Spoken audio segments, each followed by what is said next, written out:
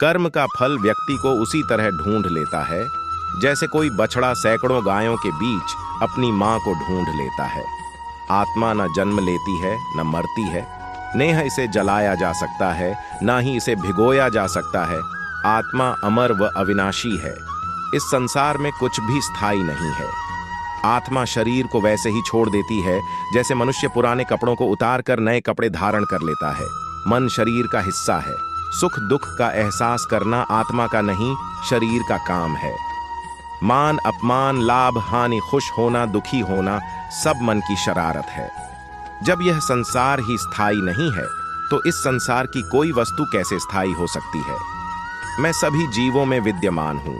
मैं चींटी में भी विद्यमान हूं और हाथी में भी विद्यमान हूं। सारे रिश्ते नश्वर हैं और केवल शरीर से जुड़े हुए हैं। जैसे ही व्यक्ति की मृत्यु हो जाती है, आत्मा शरीर को छोड़ देती है। आत्मा का शरीर से जुड़े रिश्तों से कोई नाता नहीं रह जाता है। मेरे भी कई जन्म हो चुके हैं, तुम्हारे भी कई जन्म हो चुके हैं। ना तो मेरा आखिरी जन्म है आर, ना ये तुम्हारा आखिरी जन्म है। वर्तमान परिस्थिति में जो तुम्हारा कर्तव्य है वही तुम्हारा धर्म है। धर्म व्यक्तिगत होता है। मैं किसी के भाग्य का निर्माण नहीं करता, ना ही किसी के कर्म फल में दखल देता हूं। व्यक्ति या जीव का कर्म ही उसके भाग्य का निर्माता होता है। क्रोध इंसान का सबसे बड़ा शत्रु होता है। क्रोध आने पर इंसान की सोचने समझने की शक्ति खत्म हो जाती है। उस व्यक्ति के पतन में ज्यादा समय नहीं लगता। व्यक्ति कर्म करने से कभी छुटकारा नहीं पा सकता है। इसलिए तुम्हें हमेशा कर्म करते रहना चाहिए, क्योंकि कर्म के बिना तुम्हारे शरीर का निर्वाह भी नहीं हो सकता है। परिवर्तन ही संसार में स्थायी है, इसलिए परिवर्तन से नहीं घबराना चाहिए। मन को नियंत्रण में रखना किसी घोड़े के नवजात शिशु को नियंत्रण में रखने जितना कठिन होता है। एक पल एक दिन को बदल सकता है, एक दिन एक जीवन को बदल सकता है और एक जीवन इस दुनिया को बदल सकता है। क्रोध को प्यार से, बुराई को अच्छाई से, स्वार्थी को उदारता से और झूठे व्यक्ति को सच्चाई से जीता जा सकता है। जिस व्यक्ति का मन शांत होता है, जो व्यक्ति बोलते और अपना काम करते समय शांत रहता है, वह वही व्यक्ति होता है जिसने सच को हासिल कर लिया है और जो दुख तकलीफों से मुक्त हो चुका है। जो व्यक्ति अपना जीवन को समझदारी से जीता है, उसे मृत्यु से भी डर नहीं लगता। अज्ञानी आदमी एक बैल के समान है। वह ज्ञान में नहीं, आकार में बढ़ता है। क्रोध को पाले रखना गर्म कोयले को किसी और पर फेंकने की नीयत से पकड़े रहने के समान है। इसमें आप ही जलते हैं। ईर्ष्या और नफरत की आग में जलते हुए इस संसार में खुशी और हंसी स्थायी नहीं हो सकती। अगर आप अंधेरे में डूबे हुए हैं तो आप रोशनी की तलाश क्यों नहीं करते। एक जागे हुए व्यक्ति को रात बद्धी लंबी लगती है, एक थके हुए व्यक्ति को मंजिल बद्धी दूर नजर आती है। इसी तरह सच्चे धर्म से बेखबर मूर्खों के लिए जीवन मृत्यु का सिलसिला भी उतना ही लंबा होता है। निश्चित रूप से जो नाराजगी युक्त विचारों से मुक्त रहते हैं वही जीवन में शांति पाते हैं। अतीत में ध्यान केंद्रित नहीं करना, ना ही भविष्य के लिए सपना देखना, बल्कि अपने दिमाग को वर्तमान क्षण में केंद्रित करना। जिस प्रकार लापरवाह रहने पर घास जैसी नरम चीज की धार भी हाथ को घायल कर देती है, उसी तरह से धर्म के वास्तविक स्वरूप को पहचानने में हुई गलती आपको नर्क के दरवाजे पर पहुंचा सकती है। बुराई अवश्य रहना चाहिए, तभी तो अच्छाई इसके ऊपर अपनी पवित्रता साबित कर सकती है। एक मूर्ख व्यक्ति एक समझदार व्यक्ति के साथ रहकर भी अपने पूरे जीवन में सच को उसी तरह से नहीं देख पाता जिस तरह से एक चम्मच सूप के स्वाद का आनंद नहीं ले पाता है। माता पिता बनना अत्यंत सुखद अनुभव है।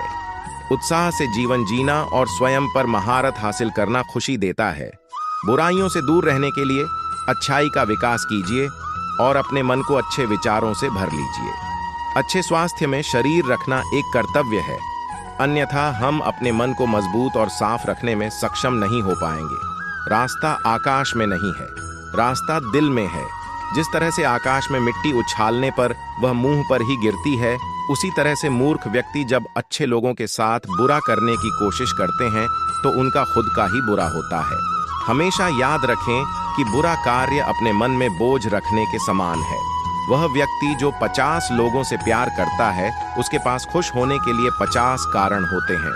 जो किसी से प्यार नहीं करता, उसके पास खुश रहने का कोई कारण नहीं होता। झरना बहुत शोर मचाता है, लेकिन सागर गहरा और शांत होता है।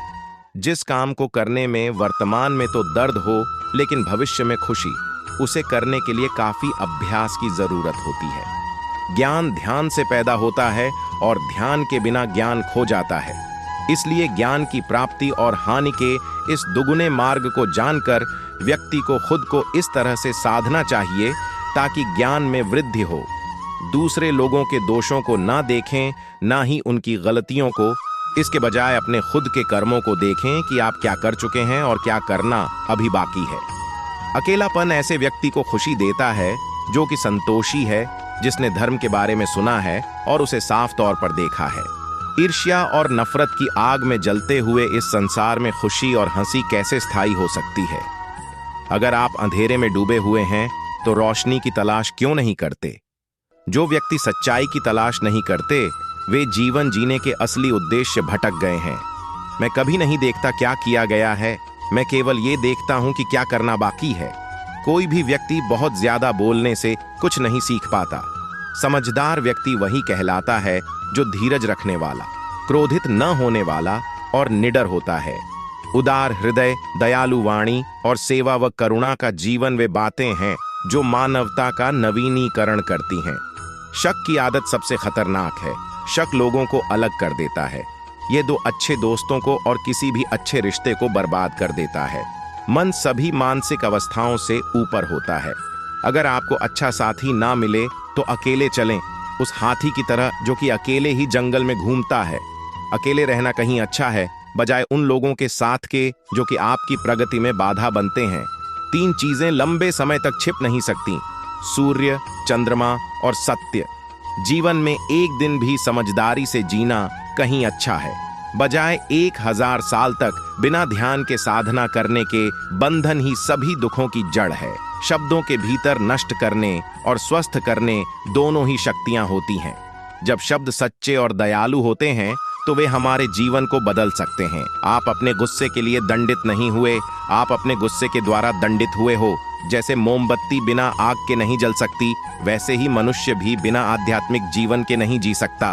असली खुशी सब कुछ प्राप्त करने में नहीं है, सब कुछ दे देने में है।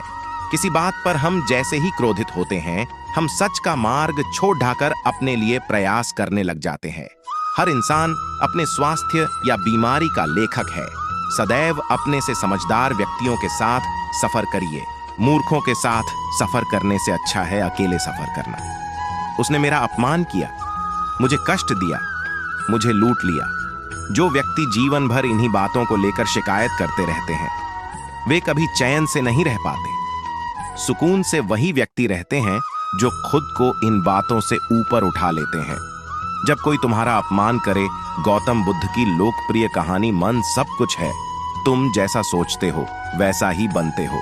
जिस तरह से तूफान एक मजबूत पत्थर को हिला नहीं पाता,